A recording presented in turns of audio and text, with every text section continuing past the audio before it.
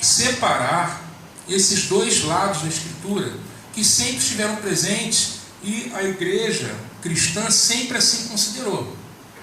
Porque nós não podemos ver a Escritura só como palavra divina e não como palavra humana, porque a Escritura é um texto. É um texto escrito por homens. E ainda que nós creiamos que esses homens sejam movidos, mas são homens que viveram em determinado contexto, cultura, língua, em determinado momento da história. Então a Escritura é um texto, e todo texto deve não apenas ser lido, ou já houvesse quem tenha dito que ler é interpretar. Então ele tem que ser lido, compreendido, interpretado. No texto bíblico você tem questões culturais subjacentes ao texto. O texto não foi escrito em nossa língua, foi escrito em idiomas que nos são completamente desconhecidos, como o hebraico, o aramaico e o grego, em contextos históricos completamente diferentes do nosso. Faz menção a reis, faz menção a geografias, a terras, a costumes. Existem semitismos no texto que precisam ser compreendidos, hebraísmos, expressões próprias da língua. Então, o leitor contemporâneo, pelo fato de ele ter um acesso fácil ao texto, ele pode ser induzido, não é, a ideia de que ele pode ler e compreender sem nenhum tipo de abordagem ou de abordagem de interpretação, vamos dizer assim, do texto pela ferramenta da exegese e da hermenêutica. Então, a exegese é importante para se compreender o significado do texto. A grande pergunta de quem faz uma exegese é: o que esse texto quis dizer na época em que foi escrito? O que o autor tinha em mente? O que esse texto... porque esse texto ele teve um autor e ele tem uma comunidade receptora original. Ele não foi escrito diretamente para a gente, mas ele teve uma comunidade a qual esse texto foi direcionado. Então é importante entender o que o autor quis dizer e como que a comunidade leitora, receptora desse texto, assim o compreendeu.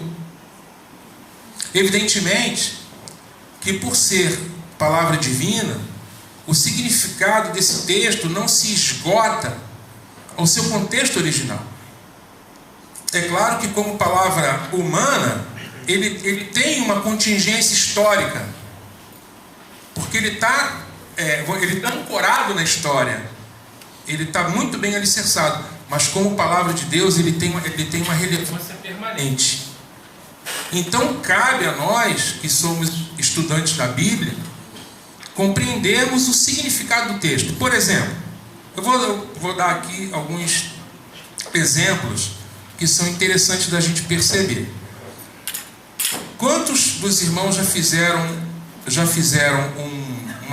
uma festividade nas suas congregações, já participaram de festividades cuja divisa é: uma ou outra ajudou e o seu companheiro disse esforça-te? Levanta a mão. Quem conhece esse texto? Parece que isso fica um pouco... Quem conhece esse texto? Duvido que vocês não conhecem, tá vendo? Vocês conhecem, não é? Quem já organizou festividade com esse tema? Agora ele está querendo falar.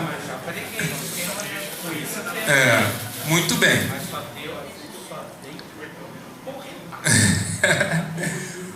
Uma ou outra ajudou. É uma coisa interessante, né? Fala de quê?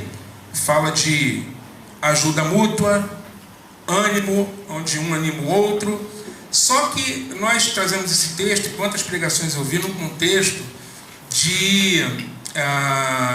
assim, para fortalecer a comunhão dos irmãos, fortalecer a comunhão, né, dos homens, das irmãs, das senhoras e tudo mais. Só que esse texto, se você ler o contexto dele, e na exegese, queridos, uma das coisas mais simples é: texto tem contexto. O texto não são palavras soltas, não é? Um texto não é um amontoado, desordenado de palavras e expressões desconectadas. Texto, por definição, ele tem que ter coesão, tem que ter coerência, ele tem sentido, tem significado e ele tem que ser compreendido dentro do seu contexto. E se nós observássemos esse princípio tão basilar, nós perceberíamos que em Isaías 41:6, onde diz: um ao outro ajudou, e o seu próximo disse ser forte, é um idólatra, fazedor de ídolos, que está estimulando um outro idólatra, que ficou um pouco desanimado, a continuar a obra da idolatria. Então vamos lá, meu irmão, vamos fazer ídolo, vamos adorar a imagem de escultura, não é? Um ou outro ajudou, aí quando ele está para baixo, você me animou, isso aí, vamos ser forte, vamos continuar com a idolatria. E a gente pega um texto desse, fora de contexto, e a gente usa nos nossas festividades. Isso significa que nós não estamos tendo cuidado com o texto. Um outro exemplo também muito interessante é o posso todas as coisas naquele que me fortalece, não é? Posso tudo, eu só posso tudo, tudo posso, tudo é tudo, não é? Então não há limites ao que eu posso fazer. Mas nós sabemos que esses textos ele tem seus contextos. Então, a exegese é essa tarefa de nos aproximar do mundo do texto. Nós não podemos pegar o texto e aplicar diretamente a nossa situação sem que seja feita uma atividade de ir até o texto. Nós precisamos respeitar o texto. O texto não pode dizer aquilo que nós queremos que ele diga. O texto, ele precisa ser respeitado, ele precisa ser estudado como ele é. Qual é a mensagem desse texto dentro do seu contexto? Se isso atrapalha o mover do Espírito, como se o Espírito Santo é o Espírito da verdade? O Espírito Santo não é o Espírito da nossa verdade, mas ele é o Espírito da verdade. Como que a boa exegese ela vai atrapalhar a ação do Espírito que nos conduz a toda a verdade? Muito pelo contrário. O Espírito Santo ele nos conduz à verdade das Escrituras. Então não há dicotomia, de maneira nenhuma não há contradição. Nós não devemos achar que a exegese vai reprimir a obra do Espírito, porque o mesmo Espírito que inspirou a Escritura é o Espírito que ilumina o entendimento para que possamos nos nutrir dessa palavra e compreendê-la e fazer uma correta aplicação para nossas vidas.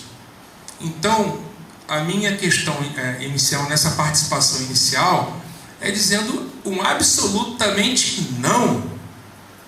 De maneira nenhuma, a exegese, pelo contrário, ela vai muito pelo contrário, ela vai proporcionar o entendimento correto do texto para que nós possamos aplicar esse texto à nossa vida. Tá certo?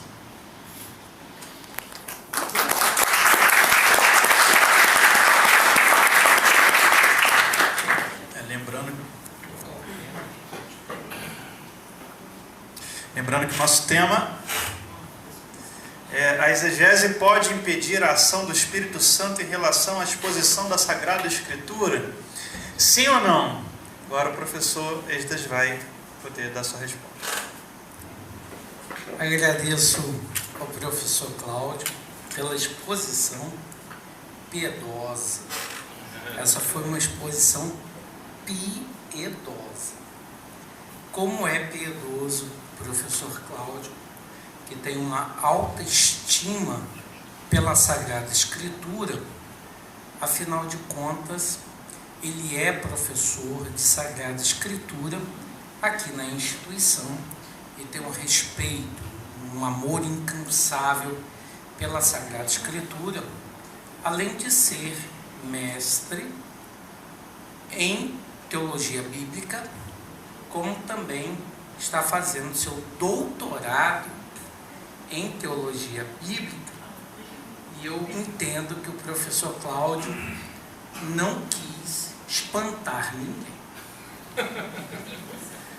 Porque o professor Cláudio, ele conhece uma diversidade de metodologias exegéticas que, se ele falasse diretamente, de modo técnico, dessas, provavelmente eu diria que 95% de nós ficaríamos sem saber o que ele quer dizer, porque ele entende muito do assunto. Mas ele procurou, de algum modo, simplificar a situação e o problema, utilizando uma argumentação piedosa para não escandalizar ninguém aqui. Eu vou seguir um caminho diferente do professor Cláudio, muito diferente. Eu vou fazer uma oposição ao pensamento dele, apesar de eu e ele termos a mesma consideração a respeito da Sagrada Escritura, porque ambos cremos na Escritura como palavra de Deus. Entretanto, eu vou discordar em alguns momentos de algumas posições do professor Cláudio, haja vista para dar o contraditório da questão. Se eu apenas só concordar e não seguir uma linha diferente, não existe um debate. E nós sentamos, conversamos e nem tratamos a respeito do assunto. Vamos começar o seguinte. O Alexander Carson, na sua obra lançada no início da década de 90, chamado A Exegese e Suas Falácias, e todos sabem que o Alexander Carson, por exemplo, ele não aparece entre aqueles que assinam o Pacto de Chicago a respeito da inerrância da Escritura. Vocês sabem exatamente do Pacto de Chicago, que fala a respeito da inerrância da Escritura, e que grandes exegetas do protestantismo assinam aquela inerrância, e o Alexander Carson não assina, ele não está lá presente, né? Eu soube disso particularmente por causa do meu professor de hermenêutica, Steven Frederick Kirchner, quando eu fazia especialização de hermenêutica na Faculdade Luterana de Teologia, lá em São Bento do Sul, em Santa Catarina, eu perguntando a ele sobre quem era o Carson, e ele falou exatamente sobre essas questões para mim. O Carson, na sua obra A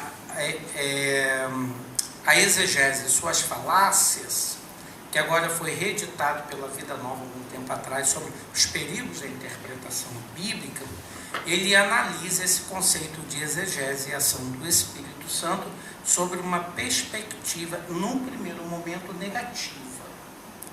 Ele aborda, já na introdução, a respeito do esfriamento que não poucos seminaristas enfrentam durante a sua formação quando entram em contato com a exegese acadêmica. E ele levanta diretamente o questionamento se a exegese, portanto, não esfriaria, ele coloca aqui entre aspas, se não esfriaria diretamente aquele crente que entra na universidade ou na faculdade para fazer teologia de modo fervoroso, e no decorrer do processo, aquele fervor paulatinamente é abandonado, colocado de lado, e, portanto, esse aluno passa desde então a tomar uma posição mais crítica em relação ao texto da Sagrada Escritura. Isso é uma das posições do Alexander Carson na obra, atualmente, Os Perigos da Interpretação da Bíblia. No segundo momento, o Simeon Ofre, na sua obra Metodologia, eu acho que é do Antigo Testamento, né? Do Antigo Testamento, ele faz uma comparação, uma análise entre exegese acadêmica e exegese pastoral. Quando ele fala da exegese acadêmica, ele está falando principalmente daquela exegese que tem a Bíblia como literatura e utiliza para análise da Sagrada Escritura toda perspectiva teórica para análise de uma obra plurissecular. Quando falamos plurissecular, estamos falando de uma literatura que tem atravessado os séculos, como é o caso da Sagrada Escritura, e como é o caso também de outras obras da Antiguidade, como a Odisseia, por exemplo. E o berço, na verdade, da exegese está diretamente na análise que os alexandrinos fizeram da obra de Homero. Essa perspectiva, então, positivista, racionalista, empregada diretamente para o estudo da Sagrada Escritura, procura, num primeiro momento, não permitir que a fé interfira no processo da exegese. Então, fala-se de uma exegese acadêmica, e o Simeon Ofre, abrindo parênteses aqui rapidamente, fala criticamente contra a exegese acadêmica, sendo ele um grande acadêmico da área da metodologia de exegese do Antigo Testamento, por exemplo. Mas ele fala, portanto, da exegese acadêmica, em alguns momentos, como um terreno estéril para a vida pastoral. Para ilustrar o que ele quer dizer, vamos considerar, portanto, a crítica textual, chamada antigamente de baixa crítica. Quando um aluno entra numa faculdade de teologia, por exemplo, ele faz uma leitura de João, capítulo 5, versículo 4. Abre parênteses para dizer: absolutamente nada do que eu estou dizendo não é do conhecimento do nosso companheiro, o professor Cláudio, que ele daria a todos nós aqui uma lição sobre todos esses assuntos que eu estou falando. Mas, como eu disse de início, ele, com essa barba maravilhosa, pretendeu seguir um caminho mais piedoso do que crítico. Eu quero seguir um caminho crítico. E quando o aluno chega na faculdade, ele entra em contato com a crítica textual, principalmente com o cânon da crítica textual, ele acaba aprendendo, principalmente entre o cânon, as regras da crítica textual, por exemplo, que o texto mais antigo é preferível do que o mais novo, que o texto mais curto é preferível ao mais longo, que o texto mais difícil é preferível ao mais fácil. E quando ele vai fazer a análise dos textos, a exegese própria do texto, por exemplo, da Pelícope Joanina, no capítulo 5, versículo 4, ele identifica que o versículo 4, que fala da ação dos anjos descendo sobre o poço de Betesda e curando, não aparece nos manuscritos mais antigos da Bíblia, e que há testemunho a partir do 5º século de monges que afirmaram que esse texto, o versículo 5, não se encontrava dentro dos manuscritos mais antigos. Este aluno, entretanto, como principalmente da tradição pentecostal, que fala-se bastante dos anjos, está acostumado, portanto, a ensinar esse texto e dizer que o anjo está descendo com a mesa preparada. Só não come quem não quer, porque a mesa está posta. E o anjo de Deus está passando aqui, igreja. E aí, na verdade, tem todo aquele movimento baseado, por exemplo, numa expressão como essa, que mais tarde, na faculdade de teologia, ele descobre que esse texto originalmente não fazia parte original dos manuscritos mais antigos. Então ele acaba, na verdade, tomando uma outra perspectiva a respeito do texto. Simeon Ofre, portanto, se eu citei apenas para ilustrar o que ele quer dizer, que a exegese acadêmica não tem uma proposta da edificação pessoal, não tem a proposta para a espiritualidade e a piedade cristã, mas de fazer uma análise científica do texto. E aí isso ele contrasta com a exegese pastoral, que já teria, portanto, um viés ligado diretamente à vida da comunidade e, portanto, não estava relacionado a esse desenvolvimento teórico do método científico e exegético.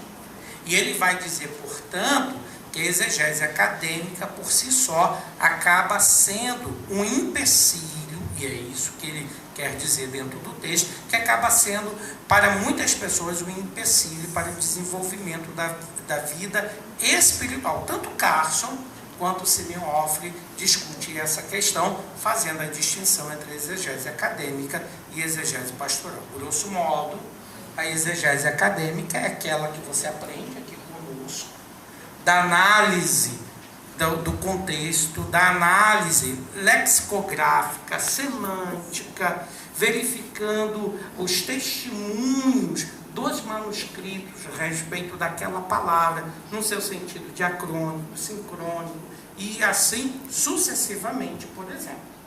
Então, já na exegese pastoral não se tem uma preocupação como essa, porque se toma a partir da leitura canônica da Sagrada Escritura, a Escritura como ela é. E não se entra nessas discussões sobre versões, sobre distinções no manuscrito, se aquele verbo aparece no manuscrito no imperativo, no outro aparece de outro modo, de outra forma, com outra ênfase, com outra palavra. A exegese pastoral não cuida diretamente disso, porque está ligado à vida da comunidade. Então, Simeon Ofri, no primeiro momento, ele apresenta que a exegese acadêmica pode, num primeiro momento, dependendo de como o aluno, de como o leitor, de como o estudioso da Escritura vai lidar com ela, parecer que durante o seu desenvolvimento ele tem um esfriamento com a leitura da Bíblia, por não considerá-la como dantes ele considerava antes de conhecer as análises de investigação do texto bíblico. Essa perspectiva do Simeon Ofri também é apresentada por Joseph Fitzmayer na obra A Bíblia na Igreja, quando esta obra é uma obra muito importante.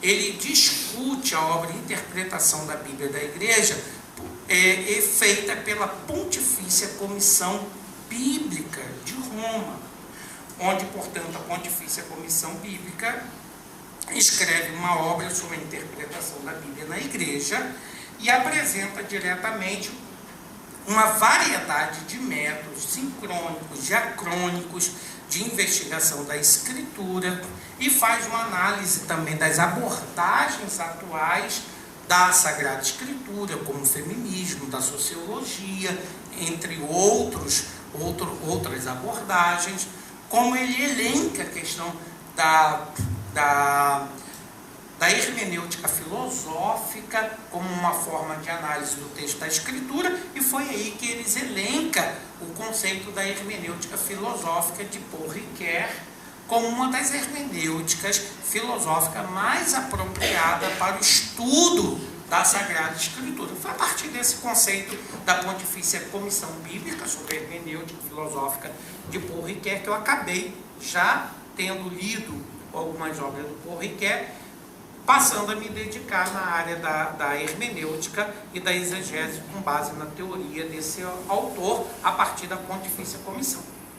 O Joseph Meyer, ele faz uma leitura diferenciada, porque ele escreve um livro, Interpretação da Bíblia na Igreja, para explicar o que a Comissão Bíblica disse. Isto é, ele coloca aquela linguagem na obra de Interpretação da Bíblia, explicando os elementos técnicos, os elementos científicos que estão presentes na obra da Pontifícia da Comissão Bíblica. E nesse caso, portanto, um capítulo muito importante é que ele se preocupa em explicar dentro do conjunto da obra o surgimento do método histórico-crítico, que é considerado, na verdade, um dos métodos acadêmicos, científicos de análise do texto bíblico, que reúne uma variedade de metodologias, e do qual o mestre Cláudio acredito que aqui na faculdade a pessoa mais especializada para falar sobre esses métodos, não apenas porque o estudou com maestria no mestrado, como também o estudou com maestria no doutorado, e ainda fazendo outras estudos de análise mais moderna, como é o caso do curso que ele foi fazer em Roma, que é direta Itália, né? Itália ou Roma? Roma é capital da Itália. Roma, Itália, que é diretamente ligada. Eu acho que a água aqui está envenenada. Que é diretamente ligada à questão da semiótica semítica, não é isso? A retórica semítica. A retórica semítica é uma das metodologias. Para você ver como é que o cara está avançado. Então, ele sabe melhor do que eu dessas questões aí. Mas, como eu falei, ele preferiu seguir o caminho piedoso. E Deus te abençoe por isso, meu irmão. Então, nessa perspectiva, o autor, há pouco citado, ele vai fazer uma análise da história do método histórico crítico e ele vai apresentar diretamente, a partir do momento em que o método histórico crítico, a partir do existencialismo, principalmente aquele concebido por Rudolf Bultmann, contorce, distorce a exegese científica e acadêmica a partir dos posicionamentos ou das proposições diretamente bultmannianas, que não faz parte da exegese, mas que foi elencado por Bultmann na exegese, de tal modo que ele diz que Bultmann foi um gênio, alguém extraordinário, mas que ele contribuiu negativamente para o desenvolvimento da exegese por causa dos seus pressupostos existencialistas. Ele diz: quem quiser fazer uma boa exegese hoje precisa eliminar do método histórico crítico as pressuposições que ignoram diretamente muitos elementos da Sagrada Escritura que não deveriam ser abandonados por um exegeta que é compromissado com a Escritura e com a comunidade cristã. Quando ele diz isso, na verdade, ele está mostrando que é possível, com pressupostos usados na exegese, abandonar diretamente a ação nutética do Espírito Santo na exegese. Diferentemente do fundamentalismo, que aceita a ação do Espírito Santo como cooperação para a exegese, o método histórico crítico não se baseia diretamente sobre a ação, num primeiro momento, na confiança da ação e da iluminação do Espírito, mas na competência do exegeta, na habilidade do exegeta, no uso adequado e correto do método. E, portanto, um exegeta, por mais que ele tenha uma congenialidade com o Espírito Santo, como vai propor Martinez, que é um exegeta espanhol, por mais que ele tenha congenialidade com o Espírito Santo, por via de regra, pelo saber científico da exegese, ele vai procurar ser metodológico e não pneumatológico. Então, no primeiro momento, a exegese, grosso modo, vai lidar com os parâmetros científicos com o método, principalmente dentro da concepção positivista, racionalista, cartesiana, no uso da técnica para a compreensão do texto da Sagrada Escritura.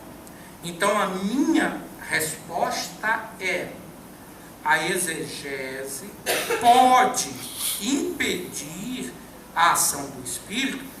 Vai depender. Por exemplo, quando você olha o professor Cláudio, que é um especialista e perito em exegese bíblica, ser mais crente do que esse fundamentalista que está aqui na forma de argumentação, então, obviamente, a exegese científica não atrapalha a espiritualidade, de maneira nenhuma, porque, obviamente, você veja que ele é um especialista de exegese bíblica e uma pessoa crente.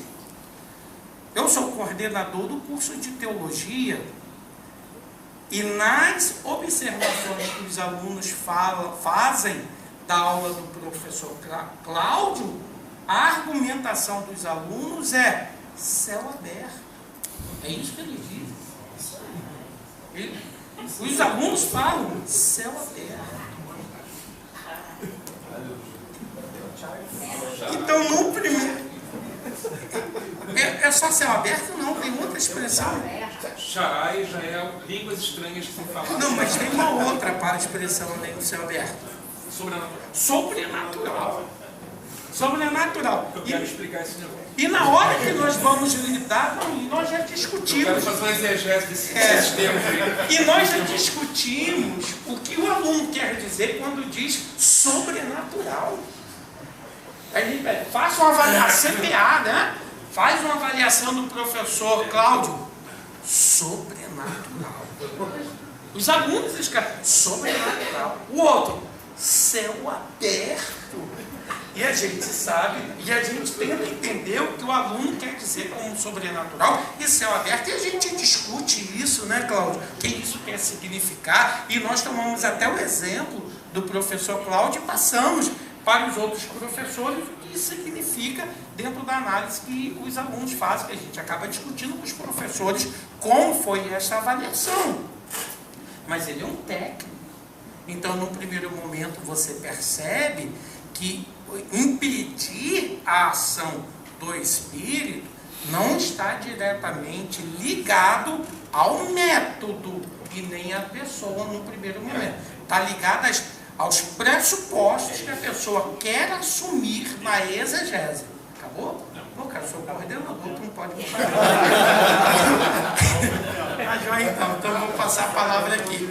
Então, na verdade, o que a gente percebe? Que o Cláudio é uma pessoa que conhece bem a metodologia, um método, e não há nenhum impedimento da ação do Espírito dentro do processo da exegese que ele faz.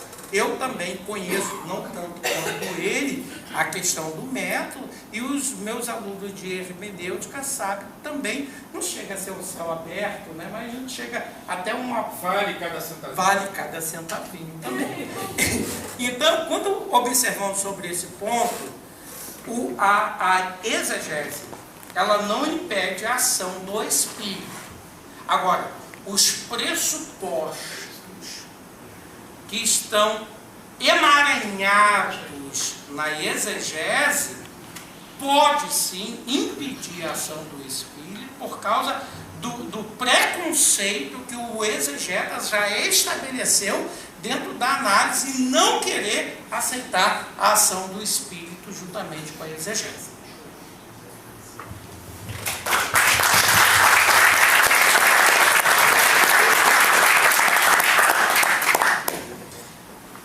São 8 horas, o intervalo é 8h20, a gente vai ter 10 minutos de intervalo, depois vocês vão voltar com a pergunta. O professor Cláudio pediu para fazer um adendo à comunicação dele aqui, baseado na... Bom, a questão, eu procurei ser objetivo dentro da questão que é colocada. A exegese, ela impede a ação do Espírito? Absolutamente não, não é? Agora, eu poderia fazer uma exposição pormenorizada de todas as metodologias e abordagens que existem e que podem ser feitas ao texto.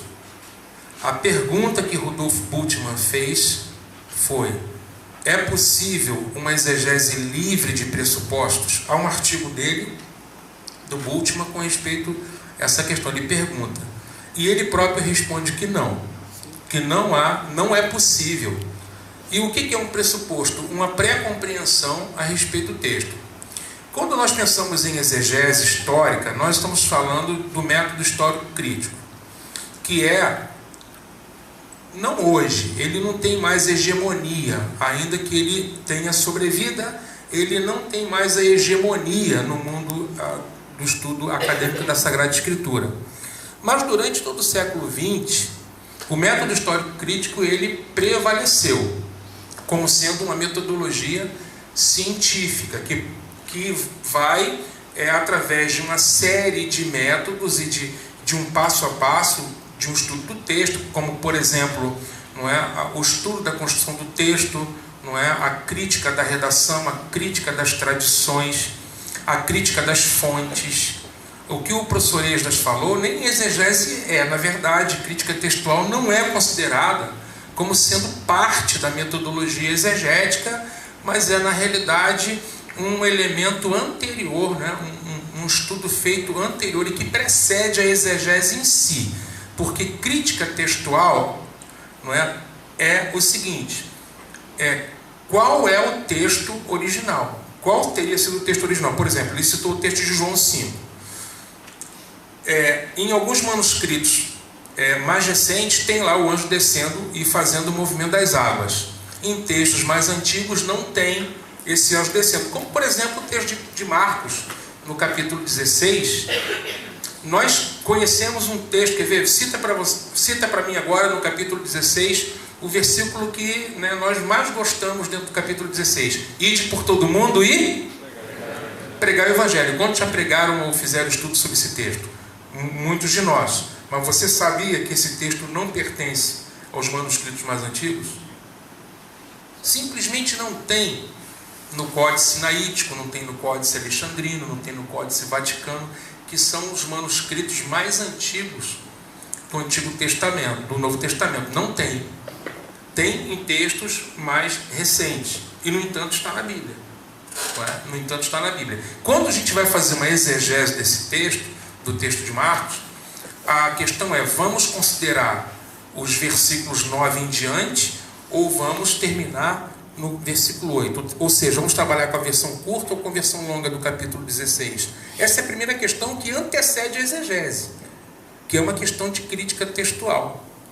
Uma vez que é definido qual texto vamos trabalhar, aí sim se faz a exegese.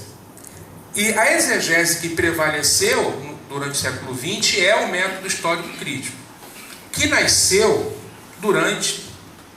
ele se desenvolveu no finalzinho, ele nasceu no finalzinho do século XVII, ele se desenvolve no finalzinho do século XVIII e se desenvolve ao longo do século XIX, o método histórico crítico. E nós sabemos que esse momento da história foi o momento em que o iluminismo, né, estava florescendo. Então, o método histórico crítico ele nasce dentro do contexto de iluminismo, de profundo racionalismo, né? Então, devido a esse fato, os exegetas que o estavam utilizando então, eles estavam com pressupostos da época de profunda desconfiança para com o texto.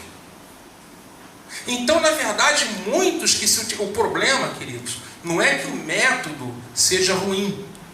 Não é que o método que se deve, muitos, né, crentes, principalmente fundamentalistas, sobretudo, demonizam o método histórico crítico por dizer que ele, por princípio, ele nega, né, as grandes verdades da Sagrada Escritura.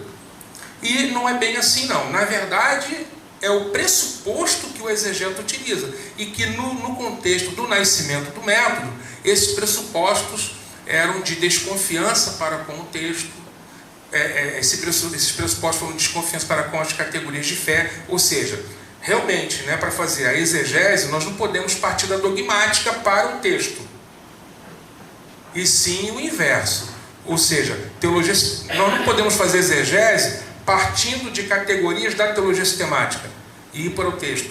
Nós temos que, a partir do estudo do texto, não é, fornecer elementos para a teologia sistemática, né? Primeiramente, construindo a teologia bíblica e depois, então, a sistemática. No fundo, o problema não é, e o que o Simeon Joffre fala é o seguinte: o método histórico crítico, ele, na verdade, ele mostra por que ele se demonstrou estéril para a pastoral. Por um motivo muito simples. O método histórico, ele se preocupa com uma coisa só: o que esse texto quis significar naquele tempo, o que o autor quis dizer. E é só isso, não é? Só que a pastoral, ela quer a relevância ou a aplicação, a contemporaneidade desse texto. O que esse texto tem a nos dizer hoje? E o método histórico crítico nada fala.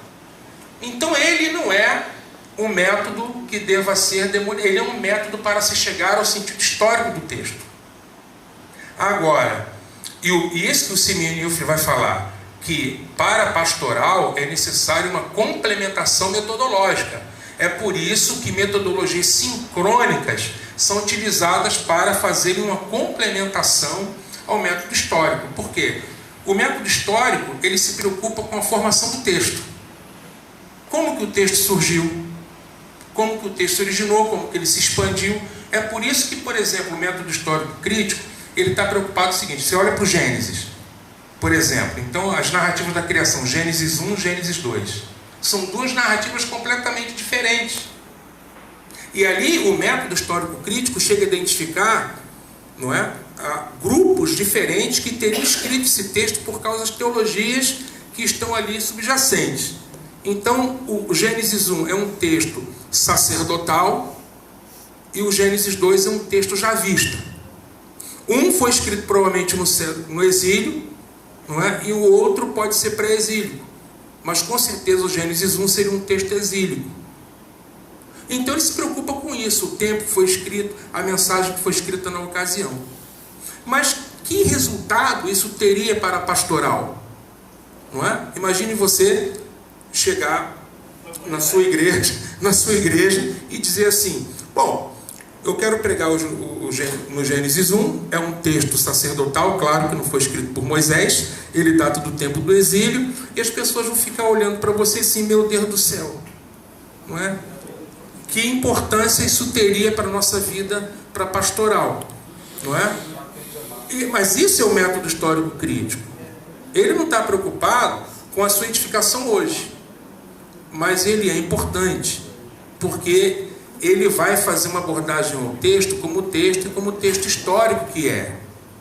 Porém, existem outras metodologias na exegese que vai considerar, ou que vão considerar o texto do ponto de vista da sincronia e da mensagem que esse texto tem. E aí sim produziria frutos mais interessantes para... Eu não sou coordenador não, mas agora eu estou com contraditório. Mas a ideia é, o método histórico crítico, ele te leva para o sentido do texto no tempo que o texto foi escrito.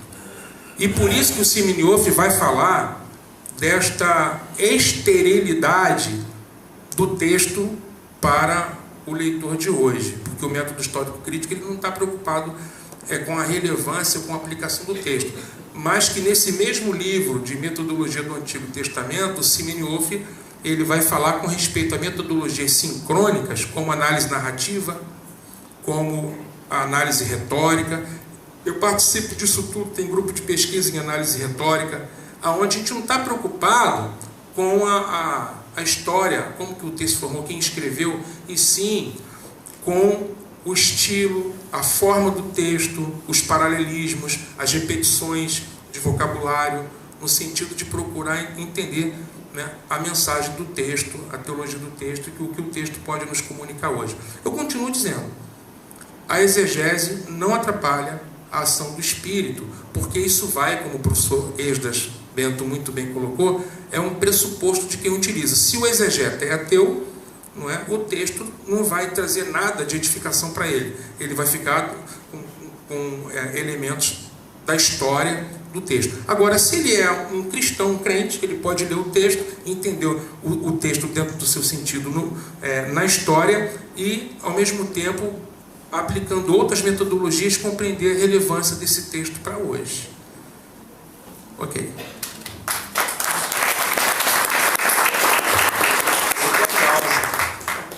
Como a gente tem tempo, porque não vai ter 2 eventos, vai ser só esse evento aqui, o professor Esdras pediu uma tréplica.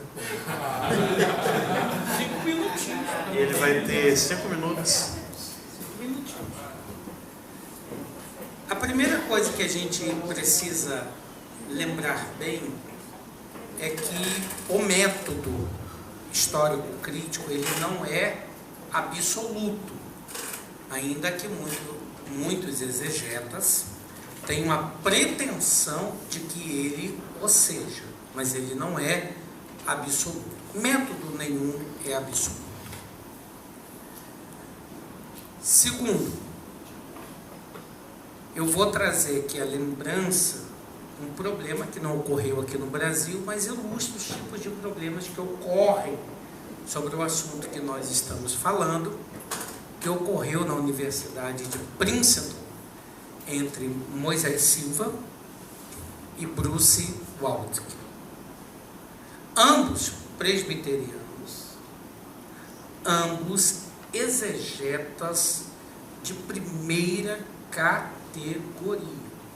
O Moisés Silva, por exemplo, é o responsável pela tradução em espanhol do Novo Testamento, do comentário textual de Nestle Aland, de Bruce Metzger para a língua espanhola, por exemplo, para você ver a competência de Moisés Silva.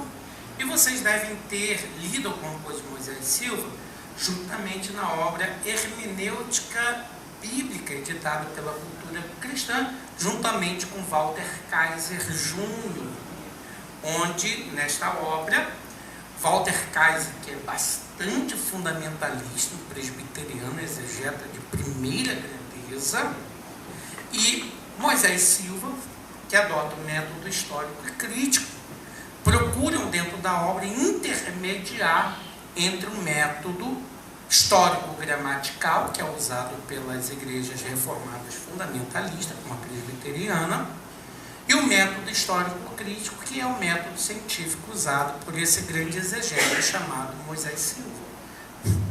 Bruce Waltke, ele é um hebraísta de primeira grandeza, de competência indiscutível, com dicionários de hebraico, gramática de hebraico e participação em artigos filológicos nos melhores dicionários bíblicos de hebraico, de exegese, de Antigo e Novo Testamento que você possa imaginar. Então nós não estamos falando de pessoas de só menos importância, mas de referenciais acadêmicos de primeira grandeza. Todavia, embora ambos sejam da mesma denominação, na Universidade de Princeton surgiu um questionamento: se o Espírito Santo é relevante para a exegese da Bíblia. Meus irmãos, vejam só que problemática para discutir numa universidade. É o Espírito Santo relevante para a interpretação da Bíblia? Bruce Waltke, que antecedeu Moisés Silva, disse que sem o Espírito Santo não é possível fazer nenhuma exegese confiável da Escritura. E apresentou seus parâmetros, falando da importância da santidade, da oração, da piedade para análise de um texto da Bíblia. Eu diria para vocês, quem é de nós que diria que esses elementos não são importantes para a exegese da Bíblia? Piedade, espiritualidade, justiça, Espírito Santo. E essa foi a linha do Bruce Waltke. Moisés Silva vem logo após o Bruce Waltke. E ele discorda do Bruce Waltke, dizendo que apesar de o Espírito Santo ser um inspirador da Sagrada Escritura, como diz 1 Pedro, que homens falaram movidos pelo Espírito Santo. Embora o Moisés Silva adiantasse a importância que tem a piedade cristã, a santidade cristã, ele diz que nenhum desses elementos podem ser dispensáveis à vida de um exegeta. O exegeta tem que ser piedoso. O exegeta tem que ter congenialidade com o Espírito Santo. O exegeta tem que ser um homem espiritual, de adoração, de oração, de vida com Deus, mas ele diz, nenhum desses elementos determina uma verdadeira exegese. Lúcio Waltke chega mesmo a dizer que perdeu a amizade, Moisés Silva chega mesmo a dizer que perdeu um amigo, que era Lúcio Waltke, porque a partir dessa afirmação contrária à do Lúcio Waltke, que não é o caso, não vai acontecer com a gente. Não vai acontecer com a gente, que a gente concorda nesse caso. Ele disse, portanto, que o Lúcio Waltke deixa de ser amigo dele, porque ele afirma diretamente que não se pode dispensar a espiritualidade, não se pode dispensar o Espírito Santo, não pode dispensar a piedade, não pode dispensar a adoração, mas que nada disso é relevante para a exegese da Bíblia. E a pergunta é muito simples. Quantos cristãos espirituais que você conhece? E eu vou, para não citar as minhas palavras, vou citar alguém muito importante que eu gosto muito de ler, que é aquele articulista inglês, que eu acabei de esquecer o nome dele, que a CPAD publicou uma obra dele recentemente, uma bíblia de comentário dele, de meditações dele, esqueci o nome dele. Eu lembro a obra dele agora, que é O Homem, a Habitação de Deus. Tozer. O Tozer todo mundo conhece, você lê as obras do Tozer, é um enlevo espiritual de sabedoria, de entendimento, de discernimento. E o Tozer, por exemplo, nessa obra, O Homem, Tabernáculo de Deus, ele faz justamente também um questionamento sobre essa perspectiva, como também a do Moisés. Ninguém vai dispensar a espiritualidade, a genialidade com o Espírito Santo. E o Tozer vai dizer que ele, quando saía pregando na Inglaterra, ele encontrou crentes que haviam experimentado a graça de Deus com mais profundidade do que ele. E todos nós sabemos aqui, principalmente nós que somos pentecostais, que há crente dentro de nossas comunidades que tem uma comunhão com Deus, que você não discute o quanto espiritual e quanto próximo de Deus aquele crente está. Mas ele não é capaz de fazer uma exegese correta do texto da Sagrada Escritura. Vocês conhecem pessoas, são homens de Deus, mulheres de Deus, mas quando pregam, não corresponde ao que o texto de fato quer dizer. O que significa, portanto, não é a questão que a exegese atrapalha a ação do Espírito.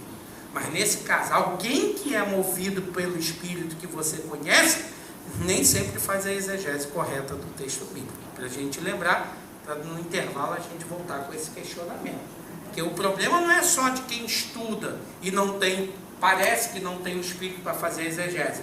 Mas muita gente que é também cheio do Espírito também não faz a exegese correta do texto bíblico. Vocês sabem muito bem disso.